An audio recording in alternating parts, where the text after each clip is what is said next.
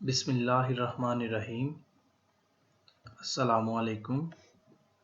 My name is Mohammad Bilal. हम जिस course के बारे में डिस्कशन कर रहे हैं वो है इन्वायरमेंटल केमिस्ट्री, और आज हम जो टॉपिक डिस्कस करने जा रहे हैं वो है एनालिसिस ऑफ प्लांट मटेरियल, कि प्लांट मटेरियल का एनालिसिस किस तरीके से किया जा सकता है। तो जब प्लांट्स की बात आती है तो डायरेक्टली हमारे माइंड में एक ख्याल आता है, वो ये है कि प्लांट्स ऐसे सोर्सेज हैं जो एनिमल्स को और ह्यूमंस को न्यूट्रिशन प्रोवाइड कर रहे हैं।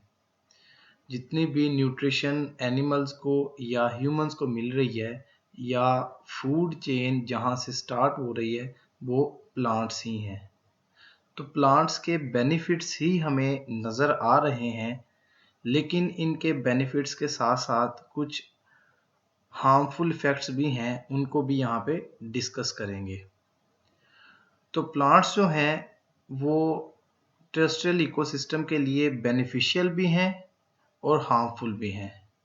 बेनिफिशियल किस सेंस में हैं? जैसे प्लांट्स फोटोसिंथेसिस के ज़रिए फूड प्रोड्यूस कर रहे हैं, वही फूड डिफरेंट एनिमल्स और ह्यूमंस खा के उससे फ़ायदा उठा रहे हैं। ये सबसे बड़ा एक बेनिफिट है प्लांट्स का कि वो हमें डिफरेंट वेज में न्यूट्रिशन प्रोवाइड कर रही है in the form of glucose. तो ये प्रोसेस फोटोसिंथेसिस कहलाता है। सूरज की मौजूदगी में कार्बन डाइऑक्साइड और वाटर मिलके ग्लूकोज बना रहे हैं, और ये ग्लूकोज जो है ये एनिमल्स और ह्यूमंस यूटिलाइज कर रहे हैं एज अ फूड। ये तो इसका बेनिफिट काफ़ी दफ़ा हमने सुना भी है, पढ़ा भी है, लेकिन इसके कुछ हार्मफुल इफ़ेक्ट्स क्या हैं, प्लांट्स किस तरह से ह्यूमंस के लिए या इन्वायरमेंट के लिए हार्मफुल हैं, उस पर भी नज़र दुराते हैं। तो प्लांट्स जो है डिफरेंट वेज में पोल्यूशन का सबब बन रहे हैं इन्वायरमेंट के अंदर। कुछ एग्जांपल्स यहाँ पे मौजूद हैं, जिनमें सबसे पहले एग्जांपल है कि जो चावलों की फसल है उसमें से मीथेन गैस निकलती है, और ये मीथेन गैस जो है ग्रीन हाउस गैस है। मींस ये गैस ग्रीन हाउस इफेक्ट की वजह बनती है। इसके अलावा डिफॉरेस्टेशन, मतलब फॉरेस्ट का कम होना, ख़त्म होना, वो किसी भी तरीके से हो, वो आग लगने से हो, वो ह्यूमन सोर्सेज के ज़रिए हो, वो आसमानी बिजली की वजह से हो, किसी भी तरीके से हो, डिफॉरेस्टेशन से कार्बन डाइऑक्साइड जो है वो बनती है। अब कार्बन डाइऑक्साइड भी जो है वो क्या है, ग्रीन हाउस गैस है, ये भी ग्रीन हाउस इफेक्ट कॉज करेगी। इसके अलावा यूट्रॉफिकेशन, जो कि किस वजह से होता है, फर्टिलाइजर्स। कौन से फर्टिलाइजर्स की वजह से? नाइट्रोजन और फास्फोरस फर्टिलाइजर्स की वजह से यूट्रॉफिकेशन का प्रोसेस होता है। यूट्रॉफिकेशन क्या है? किसी वाटर कंटेंट में प्लांट्स का, ग्रीनरी का बहुत ज़्यादा हो जाना। जब बहुत ज़्यादा हो जाती है तो वहाँ पे other aquatic animals and other aquatic living organism जो हैं वो डिस्टर्ब होते हैं और मरना शुरू हो जाते हैं। तो यूट्रॉफिकेशन प्लांट्स की वजह से हो रही है। इसके बाद एसिडिफिकेशन बाय नाइट्रोजन फर्टिलाइजर्स। अब ये जो नाइट्रोजन फर्टिलाइजर्स हैं ये डिफरेंट एसिड्स का सबब बनते हैं। जब ये एसिड का सबब बन रहे हैं तो नाइट्रोजन फर्टिलाइजर्स किसके लिए इस्तेमाल किए जा रहे हैं, या कोई भी फर्टिलाइजर्स प्लांट्स के लिए इस्तेमाल किए जा रहे हैं, और वो किसका सबब बन रहे हैं? एसिड का सबब बन रहे हैं। तो ये इन्वायरमेंटल पोल्यूशन में एक अहम रोल प्ले कर रहे हैं। इसके अलावा डेजर्टिफिकेशन, पुअर फार्मिंग प्रैक्टिस से डेजर्टिफिकेशन हो रही है।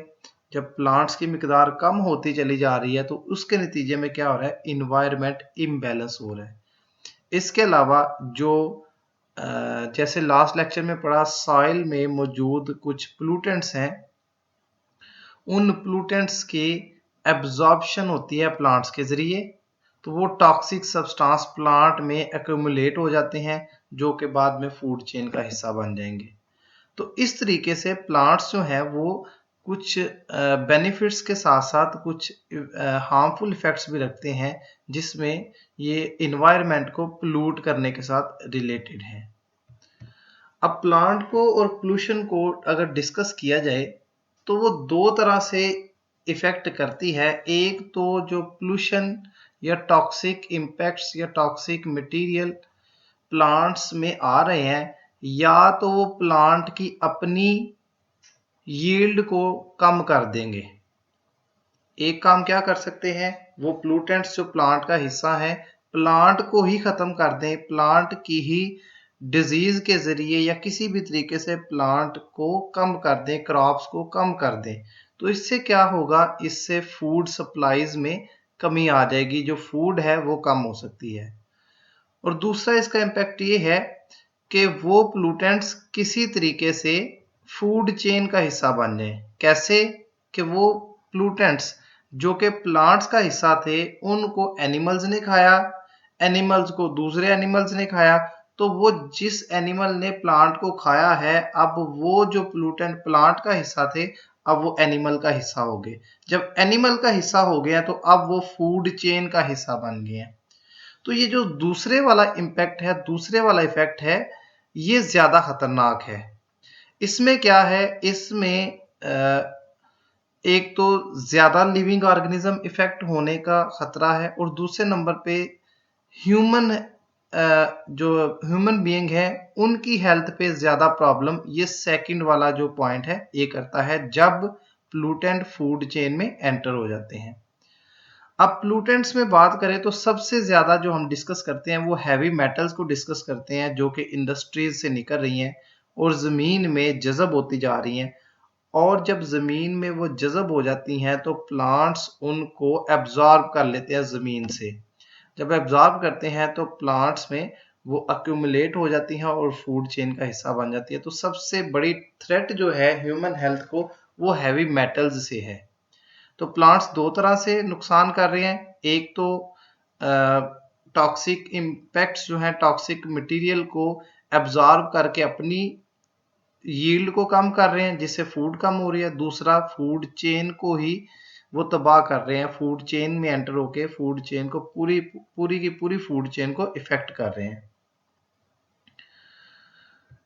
इसके बाद है जी प्लांट्स एंड पोल्यूशन में देखें तो एयर पोल्यूटेंट्स जो हैं वो नॉर्मल से सीवियर तक एयर को पोल्यूट कर सकते हैं। ये जो प्लांट से निकलने वाले पोल्यूटेंट्स हैं या प्लांट से रिलेटेड पोल्यूटेंट्स हैं वो सीवियर कंडीशन तक भी इन्वायरमेंट को पोल्यूट कर सकते हैं। ये किस चीज पे डिपेंड करता है, ये डिपेंड करता है नेचर ऑफ पोल्यूटेंट पे, कि पोल्यूटेंट की नेचर क्या है। दूसरा पोल्यूटेंट की मिकदार कितनी है। तीसरा जिस प्लांट से वो पोल्यूटेंट निकल रहा है या जिस प्लांट से वो पोल्यूटेंट रिलेटेड है उसकी स्पीशी क्या है, और वो कितनी देर इन्वायरमेंट के साथ इन टच रहा है, कितनी देर वो पोल्यूटेंट जो है प्लांट से इन्वायरमेंट में आता रहा है। तो इन चीजों पे डिपेंड करता है कि जो प्लांट से निकलने वाले एयर पोल्यूटेंट्स हैं वो कितना नुकसान करेंगे। वो नुकसान नॉर्मल से सीवियर तक भी हो सकता है। अब अगर प्लांट एनालिसिस की बात करें तो प्लांट एनालिसिस में हम मोस्टली केमिकल सब्सटेंसेस का एनालिसिस करते हैं, और इनमें मोस्टली कौन कौन सी चीजें आती हैं। इनमें मोस्टली जो चीजें डिस्कस की जाती हैं वो होते हैं मैक्रोन्यूट्रिएंट्स, माइक्रोन्यूट्रिएंट्स, इसके अलावा biologically important organic compound like amino acids, hormones, इनको डिस्कस किया जाता है। पेस्टिसाइड्स जैसे कि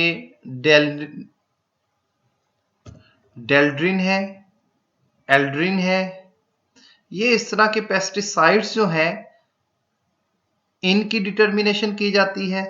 इसके अलावा जो एक बहुत अहम फैक्टर है हैवी मेटल्स, पोल्यूटेंट कितने ज्यादा हैं प्लांट्स के अंदर, इनको डिस्कस किया जाता है। जो मैक्रोन्यूट्रिएंट्स हैं या माइक्रोन्यूट्रिएंट्स हैं या बायोलॉजिकल इंपॉर्टेंट ऑर्गेनिक कंपाउंड्स हैं, इनका इतना ज़्यादा ताल्लुक पोल्यूशन के साथ नहीं है जितना पेस्टिसाइड का और हैवी मेटल्स का है, क्योंकि ये ज़्यादा टॉक्सिक हैं, ये ज़्यादा खतरनाक चीज़ें हैं। यहाँ पे नाइट्रोजन, फास्फोरस और पोटाशियम ये नॉर्मली प्लांट्स का हिस्सा होते हैं, बल्कि हम खुद से फर्टिलाइजर्स प्रोवाइड करके ये चीज़ें प्लांट्स को प्रोवाइड करते हैं।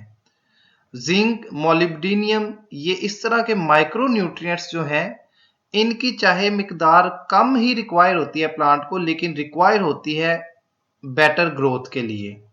इसके अलावा अमाइनो एसिड्स और हार्मोन्स भी प्लांट की ग्रोथ के लिए ज़रूरी हैं। इट मीन्स ये फर्स्ट 3 जो हैं, ये प्लांट्स के लिए ज़रूरी हैं और ये होने चाहिए प्लांट्स में।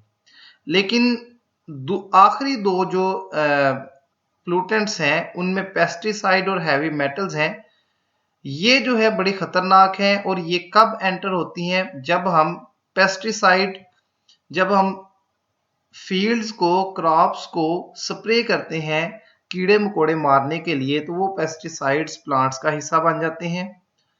और हैवी मेटल्स जो हैं इंडस्ट्री से निकलने वाले वेस्ट मटेरियल में आते हैं और ज़मीन में जज़ब हो जाते हैं, और फिर प्लांट्स जो है उस ज़मीन से हैवी मेटल्स को एब्जॉर्ब कर लेती है।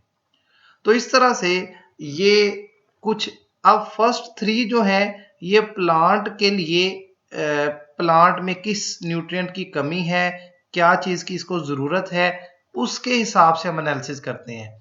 जबकि लास्ट 2 जो है इन्वायरमेंट पोल्यूटेंट के लिहाज से हम डिस्कस करते हैं कि ये चीज़ें जितनी ज़्यादा होंगी उतने ही इन्वायरमेंट में पोल्यूटेंट्स ज़्यादा आएगी, फूड चेन में पोल्यूटेंट्स की मिकदार ज़्यादा होती चली जाएगी। अब अगर एनालिसिस करना हो तो एनालिसिस हमें पता है कि स्टेप वाइज एक मेथड है, एक प्रोसीजर है जिसके थ्रू हम किसी भी चीज़ का एनालिसिस कर सकते हैं। तो अगर हमें प्लांट एनालिसिस करना है तो प्लांट एनालिसिस के लिए हमें कुछ स्टेप्स से गुजरना पड़ता है। वो कौन कौन से हैं? सबसे पहला है सैंपलिंग, सेकंड वन है washing, third one is drawing, fourth one is grinding, means उसको स्मॉल पार्टिकल्स में कन्वर्ट करना, fifth one is digestion and extraction, और आखिर में जब डाइजेशन और एक्सट्रैक्शन कर ली जाती है तो फिर उसका एनालिसिस किया जाता है। तो सबसे पहले हमने सैंपल कलेक्ट करना है। सैंपल कलेक्ट करने के बाद हमने उसको वॉश करना है ताकि डस्ट पार्टिकल, अदर पार्टिकल्स जिनकी रिक्वायरमेंट नहीं है वो सेपरेट हो जाए, अलग हो जाए, धुल जाए। फिर उस वॉश्ड सैंपल को हमने ड्राई करना है। ड्राई करने के बाद उसको पीसना है इतना कि वो फाइन पाउडर बन जाए, स्मॉल पार्टिकल साइज हो जाए।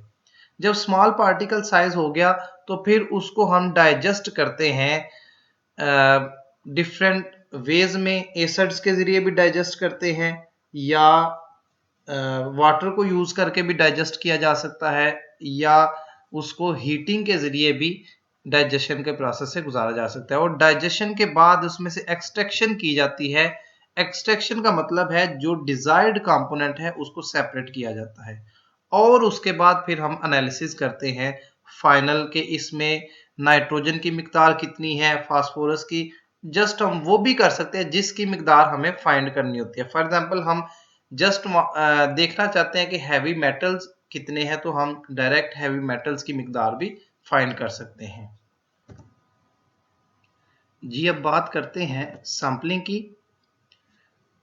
तो अगर प्लांट की सैंपलिंग की बात की जाए तो प्लांट का सैंपल बहुत इम्पोर्टेंट भी है और इसको कलेक्ट करना डिफिकल्ट भी है। मतलब अगर हमें प्लांट का एनालिसिस करना है तो उसका सैंपल कलेक्ट करना है, इसलिए ये अहम है। लेकिन इसको कलेक्ट करने के लिए कुछ चीज़ों को मद्देनज़र रखना बहुत ज़रूरी है, इसलिए हम कहते हैं कि प्लांट की जो सैंपलिंग है वो इम्पोर्टेंट होने के साथ साथ डिफ़िकल्ट भी है। तो जब हम प्लानिंग कर रहे हैं सैंपलिंग की, प्लांट का कोई सैंपल गेन करने की या ऑब्टेन करने की, तो हमें कुछ चीज़ों को मद्देनज़र रखना पड़ता है। जैसे कि हमें प्लांट के किस हिस्से का सैंपल कलेक्ट करना है, कब हमें सैंपल कलेक्ट करना है और उसमें से हमें कौन से केमिकल सब्सटेंस का एनालिसिस करना है। जैसे हम अगर बात करें इन्वायरमेंटल पोल्यूटेंट की, तो इन्वायरमेंटल पोल्यूटेंट में हमने अभी बात की हैवी मेटल्स की। तो हमें पता होना चाहिए कि अगर हमें हैवी मेटल्स को डिटरमिन करना है तो किस वक्त हमें प्लांट का सैंपल गेन करना है और प्लांट के किस हिस्से का सैंपल लेना है। ये चीज़ों का पता होना बड़ा ज़रूरी है। अब हम एक एक करके देखते हैं कि प्लांट पार्ट जो है कौन सा होना चाहिए, कैसे पता चलेगा। तो अगर तो हमें सैंपल कलेक्ट करना है स्मॉल हर्ब्स एंड ग्रासेस के लिए, तो जितना भी एरियल ग्रोथ है, एरियल पार्ट हमें नजर आ रहा है, जो बाहर नजर आ रहा होता है ग्रासेस के लिए, वहां से हम सैंपल कलेक्ट कर सकते हैं बड़ी आसानी से।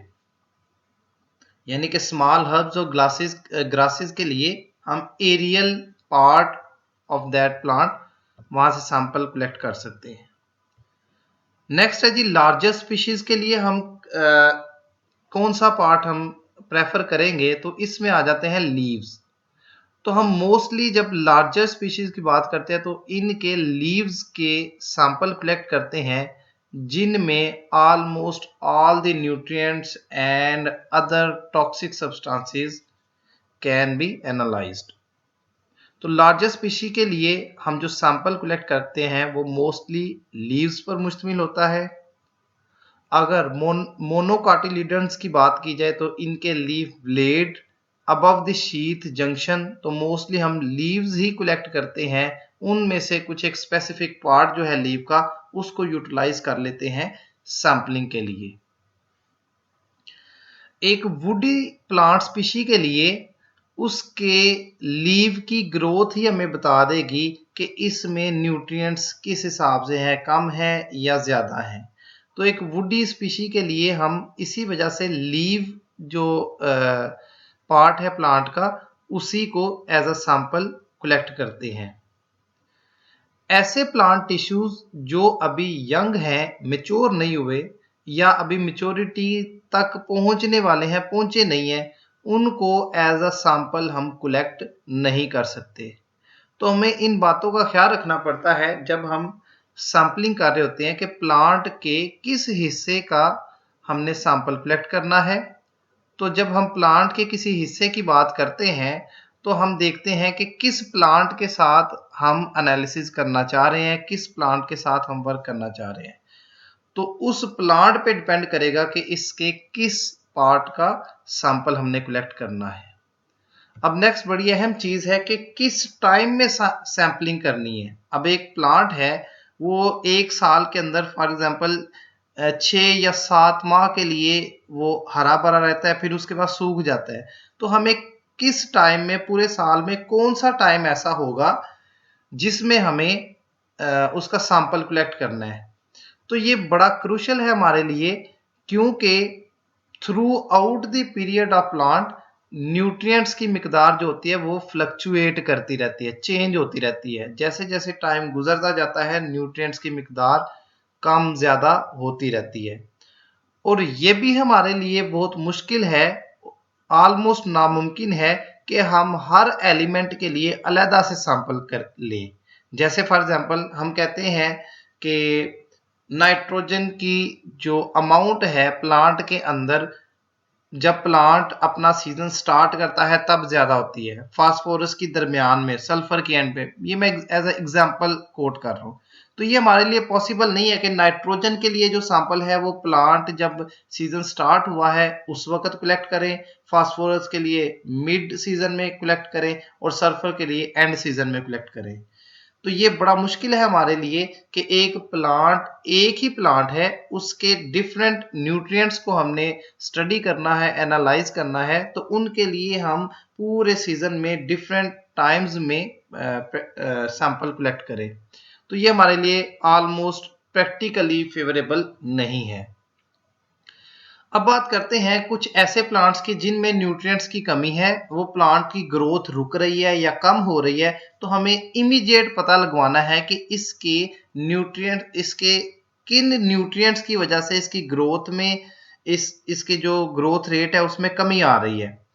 तो वो न्यूट्रिएंट्स जो हैं उनका पता लगवाने के लिए हमें इमीडिएट सैंपल कलेक्ट करना पड़ेगा। इमीडिएट सैंपल कलेक्ट करने के बाद उसका इमीडिएट एनालिसिस किया जाएगा ताकि हमें पता चल सके कि इस प्लांट की ग्रोथ जो रुक रही है या कम हो रही है वो किस वजह से हो रही है और वो चीज उसको प्रोवाइड की जा सके।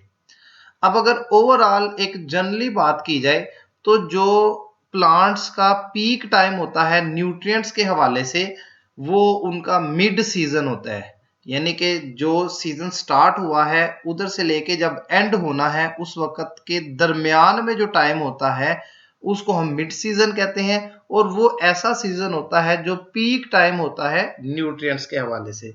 तो हम जब भी बात करते हैं सैंपलिंग की तो मोस्टली हम प्लांट्स का सैंपल जो मिड सीजन में कलेक्ट करते हैं। अब बात करते हैं कि कौन से मेथड यूज किए जाएंगे सैंपलिंग के लिए। अभी हम सैंपलिंग ही कर रहे हैं कि हमें सैंपलिंग किस तरीके से प्लांट के किस हिस्से की सैंपलिंग करनी है, प्लांट्स की सैंपलिंग किस टाइम में करनी है और कौन सा मेथड हमने यूज करना है प्लांट्स की सैंपलिंग के लिए। तो नॉर्मली जो मोस्टली एग्रीकल्चर और फॉरेस्ट्री के लिए इक्विपमेंट यूज किए जाते हैं उन्हीं को हम यूज कर सकते हैं सैंपलिंग के लिए। या अगर हमें लेबोरेटरी वर्क करना है, थोड़ा सा काम करना है, स्मॉल स्केल पे हम काम कर रहे हैं, जैसे फॉर एग्जांपल स्टूडेंट कोई प्रैक्टिकल कर रहे हैं, प्रोजेक्ट कर रहे हैं, तो फिर वो बाय हैंड भी सैंपल कलेक्ट कर सकते हैं। लेकिन इसमें जब बाय हैंड सैंपल कलेक्ट करेंगे तो उसमें एक बात का ख्याल रखा जाएगा कि जो हैंड है उनको पॉली इथाइलिन ग्लव्स के साथ कवर किया हो। खास तौर पे गर्म मौसम के अंदर, जो गर्मियों का मौसम है उसमें खास तौर पे जब प्लांट का सैंपल कलेक्ट करना है बाय हैंड तो उस वक्त पॉली इथाइलिन ग्लव्स के साथ अपने हैंड्स को कवर किया हुआ हो। जो रूट्स का सैंपल कलेक्ट करना होता है वो थोड़ा टाइम कंज्यूमिंग होता है, स्लो प्रोसेस होता है। इसकी वजह क्या है? क्योंकि हमें पहले रूट्स को सेपरेट करना है सॉइल से, देन फिर हम उसका सैंपल कलेक्ट कर सकते हैं। इस वजह से रूट सैंपलिंग जो है वो स्लो प्रोसेस होता है। जी, तो हमने देखा कि किस तरीके से प्लांट का सैंपल कलेक्ट करना है, प्लांट की किस पार्ट का सैंपल होना चाहिए, किस टाइम में हमने सैंपलिंग करनी है और उसके लिए मेथड्स कौन कौन से यूज़ होंगे। अब हम बात करते हैं सैंपल प्रिपरेशन की कि सैंपल को प्रिपेयर कैसे किया जाएगा। इसके भी कुछ स्टेप हैं जिनके ज़रिए सैंपल को प्रिपेयर किया जाता है। वो कौन कौन से हैं? एक तो ट्रांसपोर्ट एंड स्टोरेज है, वॉशिंग, ड्राइंग और कॉम्बिनेशन। ये ऐसे कुछ स्टेप्स हैं जिनके ज़रिए हम सैंपल प्रिपेयर करते हैं। आइए एक एक करके इनको देखते हैं कि ये क्या है। तो सबसे पहले बात करते हैं ट्रांसपोर्ट एंड स्टोरेज की। तो जो फ्रेश सैंपल होता है, हमारी कोशिश होनी चाहिए कि जितनी जल्दी पॉसिबल है हम इसको लेबॉर्ट्री में पहुंचा दें। इस फ्रेश सैंपल को, फ्रेश प्लांट मटेरियल को हम पैक कर सकते हैं पॉली इथाइलिन या सिंपल जो पेपर होता है उसमें भी इसको पैक किया जा सकता है। लेकिन पैकिंग करते हुए एक बात का ख्याल रखना है कि टाइटली पैक नहीं करना, इसको लूजली पैक करना है। और ये पैकिंग जो है इसको बाहर वाले इन्वायरमेंट से सेवरल आवर्स तक जो है वो बचा सकती है। तो इस तरह से हमें एक फ्रेश सैंपल को as soon as possible laboratory तक पहुंचाना है। और अगर हमें लेबॉर्ट्री तक पहुंचाने में कुछ घंटे लग जाते हैं तो हमें उसको पैक कर लेना है। पैकिंग के लिए पॉली इथाइलिन यूज़ किया जा सकता है या सिंपल पेपर को भी यूज़ किया जा सकता है। लेबाइल कॉन्स्टिट्यूएंट्स कहते हैं जिन ऐसे कॉन्स्टिट्यूएंट जिनकी मिकदार, अमाउंट चेंज होती रहती है, बार बार चेंज होती रहती है और बहुत जल्द चेंज होती है, ऐसे को लेबाइल कॉन्स्टिट्यूएंट कहते हैं। अगर इनको एनालाइज करना है, हमने इनका एनालिसिस करना है, इनकी डिटर्मिनेशन करनी है, तो हमें जब हम सैंपल को कैरी कर रहे हैं, सैंपल को लेबॉर्ट्री तक लेके जा रहे हैं, तो उस लेके जाने के दौरान हमें सैंपल को ऐसा ही इन्वायरमेंट प्रोवाइड करना पड़ेगा जैसा उसको फील्ड में मिल रहा होता है। तो अगर लेबाइल कॉन्स्टिट्यूएंट की डिटर्मिनेशन करनी है तो हमें ऐसा ही इन्वायरमेंट प्रोवाइड करना पड़ेगा उस सैंपल को जो कि उसको फील्ड में मिल रहा होता है। अगर हमारे लिए पॉसिबल नहीं है कि हम डायरेक्टली सैंपल को लेबॉर्ट्री में ले जाएं, क्योंकि हमें ख़तरा है कि सैंपल जो है रास्ते में ख़राब हो जाएगा, तो हम सैंपल को ड्राई कर लेते हैं और dry less than 60 degree Celsius temperature के ऊपर किया जाता है। और ये जो ड्राई करने का प्रोसेस है इस वजह से किया जाता है ताकि सैंपल की स्पॉइलेज ना हो, सैंपल ख़राब ना हो। अगर हम नॉर्मल टेम्परेचर के ऊपर एयर ड्राई करें तो फिर हम सैंपल को ज़्यादा देर के लिए भी रूम टेम्परेचर पर सेव रख सकते हैं। तो इस तरीके से अगर हमें सैंपल को स्टोर करना है या सैंपल को ट्रांसपोर्ट करना है लेबॉर्ट्री तक, तो ये कुछ ऐसी चीज़ें हैं जो हमारे सामने आती हैं, तो इनको मद्देनज़र रखना ज़रूरी है। इसके बाद है सैंपल की वॉशिंग। सैंपल को वॉश करना, इमीडिएटली वॉश करना जब हमने सैंपल कलेक्ट किया है, बड़ा ज़रूरी है। उसकी वजह क्या है कि सैंपल के ऊपर कुछ डस्ट पार्टिकल्स हैं, सॉइल पार्टिकल्स हैं। अब ये डस्ट पार्टिकल्स और सॉइल पार्टिकल्स क्या करते हैं, ये जब हम एनालिसिस का प्रोसेस करेंगे उसमें इंटरफेयर करेंगे। अब डस्ट में और सॉइल पार्टिकल्स में कुछ ऐसे कंपोनेंट्स हैं जो कि वो प्लांट की जो रीडिंग आनी है, प्लांट के रिजल्ट्स आने हैं, उसमें चेंज ले आएंगे। तो इस वजह से ऐसे पार्टिकल्स को रिमूव करना बड़ा ज़रूरी है। तो रिमूव करने के लिए हम वॉशिंग के प्रोसेस से गुजारते हैं सैंपल को। एक और भी वजह है कि हम वॉशिंग फ़ौरन से करते हैं ताकि हम केमिकल कंपोनेंट्स की लीचिंग से अवॉइड कर सके, उनके ज़ाया होने से, उनके ख़त्म होने से अवॉइड कर सके, बचा सके अपने सैंपल को। अगर केमिकल्स ख़राब हो गए, केमिकल्स निकल गए या केमिकल्स किसी और फॉर्म में चले गए, तो हमारे लिए मुश्किल हो जाएगा किसी भी प्लांट का एनालिसिस करना। वॉशिंग के लिए हम डायरेक्ट वाटर भी यूज़ कर सकते हैं। इसके अलावा हम डैम्प क्लॉथ, गीला कपड़ा भी यूज़ कर सकते हैं। ये डिपेंड करता है कि हमारा सैंपल कैसा है। तो सैंपल को वॉश करने के लिए हम डायरेक्ट वाटर के साथ साथ डैम्प क्लॉथ की भी मदद ले सकते हैं। अगर हम एनालिसिस करना चाह रहे हैं, स्टडी कर रहे हैं पोल्यूटेंट्स के बारे में, पोल्यूटेंट्स जैसे हैवी मेटल्स हैं, पेस्टिसाइड्स हैं, इनको स्टडी करना चाह रहे हैं, तो फिर हम अपने सैंपल को वॉश नहीं करेंगे, क्योंकि आपको पता है कि जो पेस्टिसाइड्स हैं उनको जब स्प्रे किया जाता है तो उनकी ज़्यादातर जो मिकदार है वो प्लांट के ऊपर ही मौजूद होती है, बाहर वाली सरफेस के ऊपर। तो अगर वॉश कर देंगे तो उसी चीज़ को हमने स्टडी करना है और वॉशिंग के साथ वो उतर जाएगी, तो हमारा जो रिजल्ट्स हैं वो प्रॉपर नहीं आएंगे। तो अगर हमें पोल्यूटेंट्स का जिक्र करना है, पोल्यूटेंट्स की स्टडी करनी है, तो हम सैंपल की वॉशिंग नहीं करेंगे। जब हमने वॉशिंग के प्रोसेस पूरा कर लिया तो अब उसको ड्राई करना बड़ा ज़रूरी है। ड्राई इस वजह से करना है ताकि जितने भी बायोकेमिकल चेंजेस होनी है वो ना हो। बायोकेमिकल चेंजेस होंगी तो हमारा जो सैंपल है उसमें न्यूट्रिएंट्स की चेंजिंग आना शुरू हो जाएंगी, न्यूट्रिएंट्स कम या ज़्यादा होना शुरू हो जाएंगे। तो इस वजह से हमें वॉशिंग के बाद ड्राइंग का प्रोसेस जो है वो बहुत जल्द और वेरी इफ़ेक्टिवली करना है। अब ड्राइंग जो है, अब हमें पता है टेम्परेचर को यूज़ करके हम ड्राई कर सकते हैं। टेम्परेचर इतना ज़्यादा होना चाहिए कि जितने इंजाइम्स हैं उसके अंदर वो सारे के सारे ख़त्म हो जाएं, डिकम्पोज हो जाएं। जब इंजाइम ख़त्म हो जाएंगे तो बायोलॉजिकल एक्टिविटीज़, बायोकेमिकल एक्टिविटीज़ जितनी भी है वो रुक जाएंगी। न्यूट्रिएंट्स की जो मिकदार है, अमाउंट है, वो ऑलमोस्ट कांस्टेंट हो जाएगी। लेकिन ये टेम्परेचर इतना ज़्यादा भी नहीं होना चाहिए कि ये हमारे सैंपल की थर्मल डिकम्पोजिशन कर दे, उसको ख़राब भी कर दे, उसकी नेचर ही चेंज कर दे।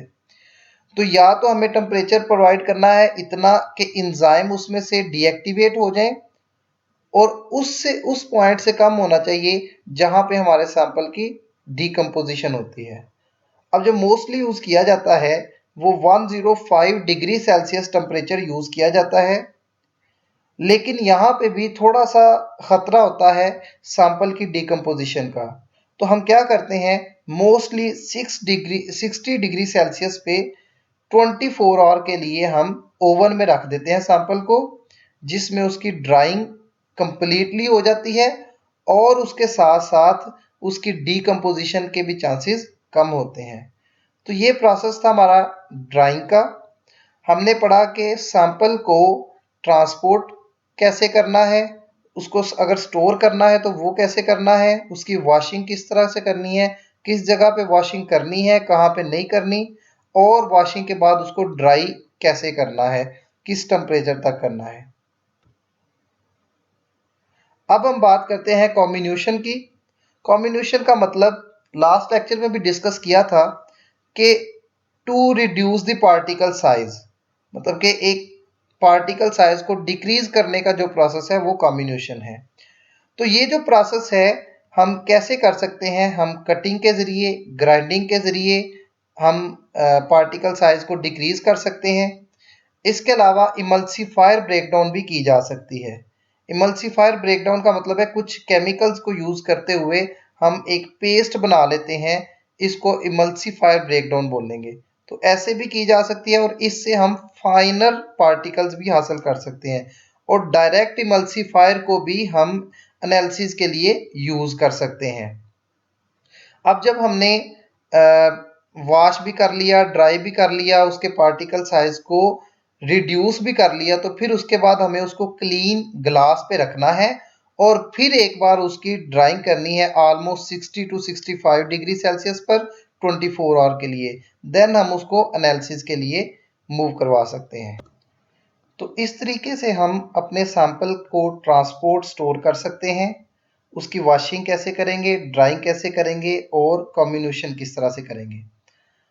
अब सैंपल की प्रिपरेशन कंप्लीट हो गई है, अब उसकी डाइजेशन और एक्सट्रैक्शन का प्रोसेस आ गया कि सैंपल को डाइजेस्ट कैसे करना है और उसमें से डिजायर्ड न्यूट्रिएंट की एक्सट्रैक्शन कैसे करनी है। तो ऑर्गेनिक सब्सटेंसेस को अगर प्लांट्स में से हमने एक्सट्रैक्ट करना है तो इसके लिए ऑर्गेनिक सॉल्वेंट्स को यूज़ किया जा सकता है। जैसा लास्ट लेक्चर में बताया गया था कि ऑर्गेनिक कंपोनेंट्स को सेपरेट करने के लिए ऑर्गेनिक सॉल्वेंट्स को यूज़ किया जा सकता है। इसके अलावा जो डाइजेशन के प्रोसेस है, डाइजेशन के प्रोसेस में एशिंग एक ऐसा प्रोसेस है जिसमें हम एलिमेंटल एनालिसिस कर सकते हैं। एशिंग के ज़रिए हम एलिमेंटल एनालिसिस के लिए हम अपने सैंपल को प्रिपेयर कर सकते हैं। एशिंग में दो तरह की एशिंग आती है। एशिंग का मतलब है किसी भी चीज़ को राख में कन्वर्ट करना। तो जो हमारा सैंपल है उसको राख में कन्वर्ट करने के लिए हमारे पास दो तरीकाकार हैं। एक है ड्राई एशिंग और एक है वेट एशिंग। ड्राई एशिंग का मतलब है कि सूखे सैंपल को हम डायरेक्ट हीट करें फर्नेस के ज़रिए और उसको राख बना दें और बाद में उसको डिज़ोल्व कर लें HCl के अंदर। वेट एशिंग क्या है कि उसकी डीकम्पोजिशन करवाई जाए एसिड्स को यूज़ करते हुए। अगर हम एसिड्स को यूज़ करते हुए डीकम्पोजिशन करवाएं, ऐश फॉर्मेशन करवाएं सैंपल की, तो इसे वेट एशिंग बोलते हैं। तो इस तरीके से हमने अपने सैंपल को प्रिपेयर किया, अपने सैंपल की डाइजेशन की। अब जो सैंपल है हमारे पास एनालिसिस के लिए तैयार है। अब डिफरेंट हम टेक्निक्स यूज़ करते हुए, जिसमें स्पेक्ट्रोस्कोपिक टेक्निक्स भी आती हैं, ट्राइटेमेट्रिक टेक्निक्स भी आती हैं, उनको यूटिलाइज करते हुए डिफरेंट कंपोनेंट्स जिनमें macronutrients, micronutrients, biological important organic compounds, pesticides और हैवी मेटल पोल्यूटेंट्स की डिटर्मिनेशन कर सकते हैं कि कितनी कितनी मिकदार में ये चीज़ें प्लांट्स के अंदर मौजूद हैं।